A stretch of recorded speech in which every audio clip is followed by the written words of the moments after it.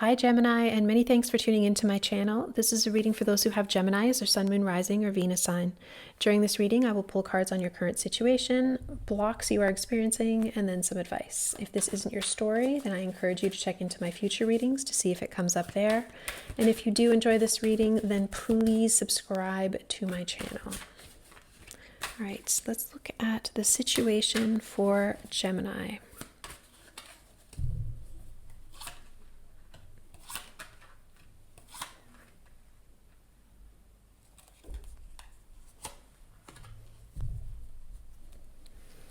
Okay, Gemini, it looks as if you have to make a love decision. Now, in the motivator here, what is being revealed here with the sun, and you are happy to have this revealed, is that you feel very stuck. This is a way of thinking about perhaps love relationships that really keeps you small. It keeps you unable to really open and accept what is coming towards you. It looks a lot like you had a relationship that really taxed your energy. This could have been somebody who brought a lot of drama to your life. You're coming up here as the Queen of Cups, and that tells me that you know how to love. You likely attempted to love this person, maybe even overlove them. And it feels very much like you took on love for the two of you, whatever that means. I think if this is your story, then you will understand what that means, because it felt like a very heavy load to love. Now, I'm not sure here how long that went on, but it looks like you have something new. And so you have to make a choice in love here with the Lover's card to drop something that was a burden in order to pick up the new cup. Now, the good news is if you're showing as the Queen of Cups, this tells me that your cup is full. You know how to love yourself. Maybe the overstep that you made was, having to love yourself and somebody else because they were incapable of reciprocating. But I think what you've learned from that, maybe with the Queen of Cups here, is that you always need to make sure that that you're good, first and foremost, that you are feeling loved. Let's look at the obstacle.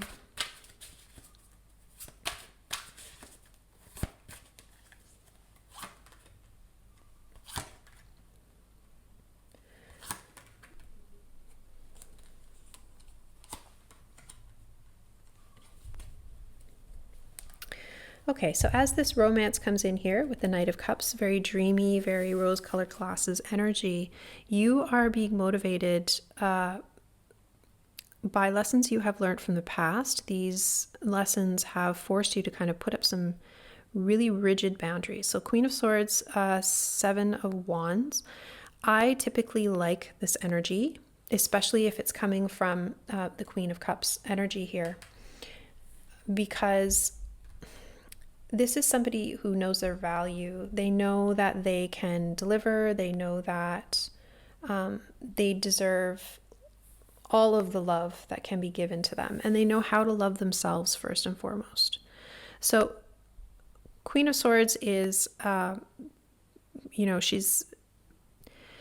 she's the queen who has seen it all. A lot of people give her a bad rap for it. They say that she is too abrasive, but really she tells it as she sees it. And she's not going to let down those boundaries until she sees a reason to do so. How this is playing out, this is your motivator, how this is playing out is you are in fact getting back from the world the energy that you have put into it here with the Eight of Wands, okay? Eight of Wands is very fast movement, but this is, if you have been cultivating friendships that are very difficult at this time, making sure that your friends or one friend in particular is cared for, this is the type of card that tells us that it's coming back at you. This is the moment where all of the emotion, time, energy, thought, resources that you have put into caring for others, for example, will come back at you. And what's happened here is it's evened out with the Six of Pentacles. This is very even give and take. So this has arrived now in your life. Page of Swords, you don't really know exactly what to do with it. This is the Novice card. This is a card of somebody who's learning. They're learning to communicate. They're learning to be strategic. That is just in the beginning stages of occurring to them that they should be. So there's a balance here that needs to happen with this block, right? Because you've come at it from a very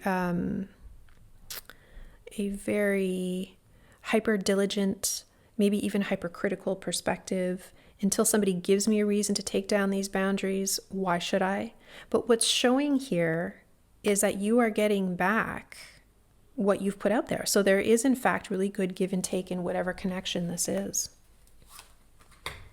So let's look at your advice.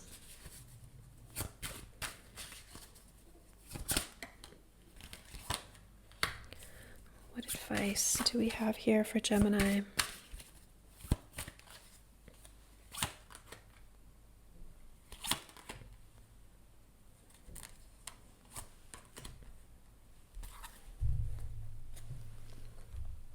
Okay, the advice is in regards to this closed off energy where you want to really kind of hold your resources close to your chest. Really hold those cards close to your chest, which is showing here in your motivation of the Queen of Swords and the Seven of Wands. The advice here is saying that you're coming from a very confused place, and it's because you're up in your head a lot about this situation. Okay? You're trying to manifest out of a mindset that is extremely toxic. It's almost as if you're assuming that everybody around you is lying to you all the time. It's possible that this person could be lying to you, but it's also possible that they aren't. And that's really going to take a bit of a leap of faith, but I think you have the strategy here correct. Queen of Swords, Seven of Wands. You're going to hold up that sword and those boundaries, right? No reason to be rude or abrupt about it. But it's okay to hold those up until, here with the Page of Swords, you learn what this person's intentions are. Now, if this person has wrote in as the Knight of Cups, this is a knight, not a king. So this is somebody who, again, as I said, rose-colored glasses. This is somebody who is a little bit of a love 'em and leave 'em kind of energy. This is not somebody who's showing up incredibly stable. This is not somebody who's showing up as, with a plan. This is somebody who moves on inspiration. So I think you're right to have your guard up. You just have to be a little bit careful in assuming that what has happened here in the past and what you had to let go of is showing up here again in the present. It may not actually be the case. Also, I want to say that what you have manifested is give and take. And it's because you were able to love on yourself a little bit and understand that this 10 of Wands burden needed to be let down because you were just not feeling fulfilled. It's like you were fulfilling yourself and you were fulfilling whoever you were with.